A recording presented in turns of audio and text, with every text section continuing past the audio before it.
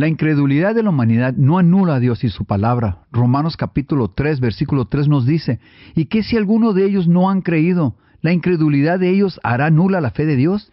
No hay absolución en la incredulidad, no hay seguridad, no hay paz, no hay verdad, ni es una cubierta para el alma desnuda del hombre. Segunda de Timoteo capítulo 2, versículo 13 dice, si fuéramos incrédulos, Él aún permanece fiel. Él no puede negarse a sí mismo. Independientemente de si el hombre elige creer o no, Dios sigue siendo Dios y su palabra sigue siendo la verdad, y un día pronto habrá un ajuste de cuentas. Tú y yo, independientes el uno del otro, estaremos ante un Dios viviente. Solo un tonto no encontraría lo anterior como un pensamiento muy serio. Ahora el tema de hoy. Dios dijo, ¿infierno? Dios dijo que hay un fuego terrible que arde en el infierno más abajo, en lo profundo del corazón de la tierra. Deuteronomio capítulo 32, versículo 22 dice, porque fuego se ha encendido en mi furor y arderá hasta lo profundo del infierno, y devorará la tierra y sus frutos y abrazará los fundamentos de los montes. La etimología, la historia y el estudio de las palabras tiene algo que se conoce como la regla de la primera aparición. Básicamente dice que la definición principal de una palabra se encuentra en el contexto de su primer uso. El versículo anterior es la primera aparición del infierno en la palabra de Dios. Iones antes de que los geólogos exploraran las profundidades de la tierra, Dios dijo, fuego del infierno. El hombre dijo, es ridículo, no hay Dios, es solo una superstición religiosa. Hoy, el infierno es políticamente incorrecto. El hombre rechaza la definición divina del infierno. Según el profesor S. J. Patterson, del Seminario Teológico Eden en St. Louis, un infierno literal es parte de una comprensión del cosmos que simplemente ya no existe. Ahora el registro. Hace años el gerente de una tienda de muebles me apostó $10 a que no podía probar que la Biblia enseña la idea de la condenación del infierno. Primero, no apuesto. Mi posición no fue una apuesta, sino simplemente una declaración de hecho. Le dije que no solo le mostraría el fuego del infierno y la condenación en la palabra de Dios, sino que en realidad le mostraría a un hombre en el infierno esperando el juicio del trono blanco de Dios. Cruzamos la calle hacia una biblioteca y tomé una Biblia autorizada King James del estante y me dirigí a Lucas capítulo 16, versículos 23 y 24. En el infierno alzó sus ojos estando en tormentos y vio a Abraham de lejos y a Lázaro en su seno. Entonces él, dando voces, dijo, Padre Abraham, ten misericordia de mí, y envía a Lázaro para que moje la punta de su dedo en el agua y refresque mi lengua, porque soy atormentado en esta llama. Tomé sus $10 y los puse en el plato de ofrendas en la iglesia esa noche. La mayoría de los teólogos de hoy han descartado o diluido la realidad del infierno. Es una vergüenza que ninguno de esos hombres sabios estuviera cerca para corregir a Jesucristo sobre el infierno antes de que hiciera declaraciones tan dramáticas al respecto. Si tan solo los teólogos hubieran podido llegar a Moisés, o David, o Job, o Isaías, o Ezequiel, Mateo, Marcos, Lucas, Juan, Pedro, Pablo, etc., antes de parecer tontos enseñando la doctrina del infierno de fuego. El infierno es una doctrina fundamental para la salvación. La Biblia enseña dos opciones: la obediencia a Dios a través de Cristo Jesús, que resulta en una vida eterna gloriosa, o la desobediencia contra Dios y su Cristo, que resulta en un castigo eterno, que comienza en el infierno de fuego y termina en el lago de fuego, y un lugar llamado tinieblas de afuera. El infierno es una eternidad terrible y legítimamente debería causar temor. La palabra de Dios enseña que el temor gana a muchos. No debería sorprendernos que Satanás, cuyo placer es matar, robar y destruir, quiera eliminar el temor del hombre al infierno. El infierno es un lugar geográfico muy real y es tal como Dios lo ha descrito. En la revista Discover, edición de marzo de 1999, en una revisión de volcanes se encontró este comentario. Los temblores soltaron la roca que había tapado la tubería del volcán. A través de las tuberías rocosas recién despejadas llegó un infierno de roca fundida y agua hirviendo, impulsada hacia arriba por las intensas presiones y temperaturas del interior de la Tierra, millas más abajo. Imagínese el tremendo calor necesario para convertir las rocas en líquido hirviendo. El título de otro artículo destacado en la revista Discover fue Geologists are now proving the Earth's deepest secrets. The center of its core seems to be hotter than the sun. Los geólogos están investigando los secretos más profundos de la Tierra. El centro de su núcleo parece estar más caliente que el Sol. El infierno más abajo, este lugar de tormento eterno, es un lugar geográfico real. Hace muchos años la editorial Osterhaus publicó una historia titulada 48 horas en el infierno. Ya no es posible certificar su validez, pero tiene mucha precisión bíblica, con la excepción de que posiblemente confunda el infierno con el lago de fuego. La historia comienza.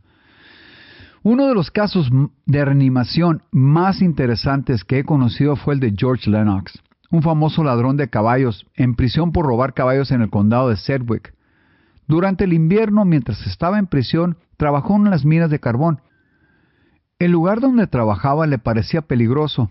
Informó del hecho al oficial a cargo, quien hizo una examinación y al decidir que la habitación era segura ordenó a Lennox que volviera a su trabajo. El preso, obedeciendo, no había continuado su trabajo más de una hora cuando el lecho se derrumbó y lo enterró por completo. Permaneció en esta condición durante 2 horas completas. Estaba desaparecido a la hora de la cena y se inició una búsqueda del convicto ausente. Lo encontraron debajo de este montón de basura. La vida estaba extinta. Lo sacaron y al ser examinado por el médico de la prisión fue declarado muerto. Sus restos mortales fueron llevados al hospital, donde lo lavaron y vistieron antes del entierro. Su ataúd fue hecho y llevado al hospital. El capellán había llegado para realizar los últimos ritos antes del entierro. El administrador del hospital ordenó a 2 de los prisioneros que levantaran el cadáver de las tablas, lo llevaran a través de la habitación y lo colocaran en el ataúd. Obedecieron. Uno a la cabeza y el otro lo llevaba de los pies. Y estaban a mitad del camino de la habitación cuando el que estaba a la cabeza se tropezó accidentalmente con una escupidera, perdió el equilibrio y dejó caer el cadáver.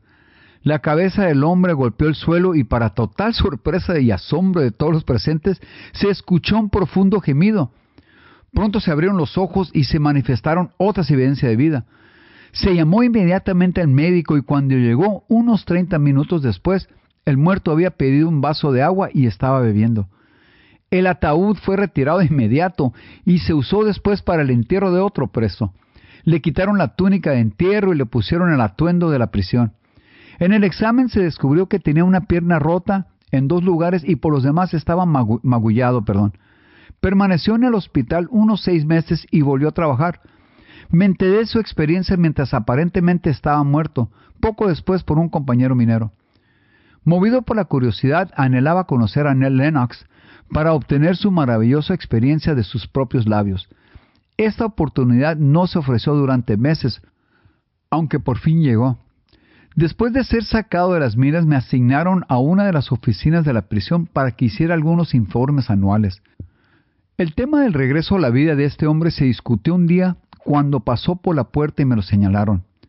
No pasó mucho tiempo hasta que tuve una nota en su mano y le pedí que viniera donde yo estaba en el trabajo. Así lo hizo, y aquí lo conocí bien, y de sus propios labios recibí su maravillosa historia. Es un hombre joven, probablemente no más de 30 años. No es un criminal endurecido, posee una muy buena educación y es muy brillante. Siendo un reportero taquigráfico, tomé su historia de su dictado. Tuve el presentimiento toda la mañana de que algo terrible iba a suceder. Estaba tan incómodo por mis sentimientos que fui a ver a mi jefe minero, el señor Grayson, y le dije cómo me sentía y le pregunté si vendría y examinara mi cuarto de carbón, el lugar donde estaba extrayendo carbón. Él vino y pareció hacer un examen completo y me ordenó que volviera al trabajo, diciendo que no había peligro, que pensaba que estaba de mal humor. Regresé a mi trabajo y había estado excavando durante algo así como 1 hora cuando de repente oscureció. Luego pareció como si una gran puerta de hierro se abriera y yo la atravesara. Entonces me vino a la mente el pensamiento que estaba muerto y en otro mundo. No podía ver a nadie ni escuchar ningún sonido de ningún tipo. Por alguna razón desconocida para mí, me alejé de la puerta y llegué a la orilla de un río. No estaba oscuro ni había luz. No había permanecido mucho tiempo en la orilla de este río hasta que escuché el sonido de los remos en el agua. Y pronto una persona en un bote remaba hasta donde yo estaba parado. Me quedé sin palabras. Me miró por un momento y luego dijo que había venido a buscarme, y me dijo que me metiera en el bote y remara hasta el otro lado. Yo obedecí. No sé si habló ni una palabra. Quería preguntarle quién era y dónde estaba. La lengua parecía aferrarse al paladar de mi boca. No pude decir una sola palabra. Finalmente llegamos a la orilla opuesta, salí del bote y el barquero desapareció de mi vista. Ahí ya solo no sabía qué hacer, mas frente a mí vi dos caminos que conducían a través de un valle oscuro. Uno de ellos era un camino ancho y parecía muy transitado. El otro era un camino angosto que me llevaba hacia otra dirección. Instintivamente seguí el camino bien trillado. No había ido muy lejos cuando pareció oscurecer. Sin embargo, de vez en cuando una luz brillaba desde la distancia y de esta manera me iluminaba mi viaje. En ese momento me encontré con un ser que es absolutamente imposible para mí describir. Solo puedo darte una vaga idea de su espantosa apariencia. Se parecía un poco a un hombre, pero mucho más grande que cualquier ser humano que yo jamás haya visto. Debía tener por lo menos 3 metros de altura, tenía grandes alas en la espalda, era negro como el carbón que había estado cavando y estaba perfectamente desnudo. Llevaba una gran lanza en la mano, el mango de la cual debía tener unos 4,5 metros de largo. Sus ojos brillaban como bolas de fuego, sus dientes blancos como una perla parecían 1 pulgada de largo. Su nariz, si se podía llamar nariz, era muy grande, ancha y plana. Su cabello era muy áspero, pesado y largo. Le caía sobre sus enormes hombros. Su voz sonaba como los gruñidos de un león en una manada de animales salvajes que cualquier cosa que pueda recordar. Fue durante uno de estos destellos de luz que lo vi por primera vez. Temblé como una hoja de álamo al verlo. Él tenía su lanza levantada como para enviarla volando a través de mí. De repente me detuve, con esa voz terrible, la cual me parece aún escuchar. Me pidió que lo siguiera, que lo habían enviado para guiarme en mi viaje. Yo lo seguí. ¿Qué más podía hacer? Después de haber recorrido una cierta distancia, una enorme montaña pareció levantarse entre nosotros. La parte que apuntaba hacia nosotros parecía perpendicular, como si una montaña hubiera sido cortada en dos y una parte de ella hubiera sido removida. En esta pared perpendicular podía leer claramente esas palabras: «Esto es el infierno». Mi guía se acercó a esta pared perpendicular, y con el mango de su lanza dio 3 golpes fuertes. Una puerta grande y maciza se abrió y entramos. Luego me condujeron a través de la que parecía ser un pasaje a través de esta montaña. Durante algún tiempo viajamos en la oscuridad de Estigia. Podría escuchar los pasos pesados de mi guía y así podía seguirlo. A lo largo del camino pude escuchar profundos gemidos, como si alguien muriera. Más adelante estos gemidos aumentaron y pude escuchar claramente el grito de agua, agua, agua. Bajando por otra puerta y atravesando pude oír al parecer 1,000,000 de voces en la distancia y el grito era por agua. En ese momento se abrió otra puerta al golpe de mi guía y descubrí que habíamos atravesado la montaña y que ahora se extendía ante mí una amplia llanura. En este lugar me dejó el guía para dirigir a otros espíritus perdidos al mismo destino. Permanecí en esta llanura abierta, durante algún tiempo, cuando un ser similar al primero se me acercó, pero en lugar de una lanza tenía una gran espada. Vino a contarme sobre mi futura condena. Habló con una voz que aterrorizó mi alma. «Estás en el infierno», dijo él. «Para ti toda esperanza se ha desvanecido. Al pasar por la montaña en tu viaje hacia aquí, oíste gemidos y chillidos de almas perdidas que pedían agua para refrescar sus lenguas resecas. A lo largo de ese pasaje hay una puerta que se abre al lago de fuego. Este pronto será tu perdición. Antes de que seas conducido a este lugar de tormento, nunca más emergerás. No hay esperanza para aquellos que entren allí. Se te permitirá permanecer en esta llanura abierta donde se concede a todos los perdidos contemplar lo que podían haber disfrutado en lugar de lo que deben de sufrir. Con esto me quedé solo. Tal vez era el resultado del terrible susto por el que había pasado, no lo sé, pero ahora estaba estupefacto. Una debilidad sorda se apoderó de mi cuerpo, mi fuerza se apartó de mí, mis miembros se negaron más a apoyar a mi cuerpo. Vencido, ahora me hundí en una masa indefensa. La somnolencia se apoderó de mí, Medio despierto, medio dormido, parecía soñar. Muy por encima de mí y en la distancia vi la hermosa ciudad de lo que leemos en la Biblia. Cuán maravillosamente hermosas eran sus paredes de jaspe, extendiéndose y lejos, y en la distancia vi vastas llanuras cubiertas de hermosas flores. Yo también contemplé el río de la vida y el mar de cristal. Grandes multitudes de ángeles entraban y salían por las puertas de la ciudad, cantando tan hermosas canciones. Entre ellas vi a mi querida y anciana madre, que había muerto unos pocos años antes, debido a mi maldad. Ella me miró y pareció llamarme a ella, pero yo no podía moverme. Parecía haber un gran peso sobre mí que me sujetaba. Ahora una suave brisa me llevó la fragancia de esas flores, y ahora podía ver más claramente que nunca, escuchar la dulce melodía de las voces de los ángeles. Y dije, oh, si pudiera ser uno de ellos. Mientras bebía esta copa de felicidad, de repente se me escapó de los labios. Me desperté de mi sueño. Un recluso me trajo de regreso de mi oscura morada, de mi feliz país de los sueños. Me dijo que ya era hora de entrar a mi futura carrera. Me pidió que lo siguiera.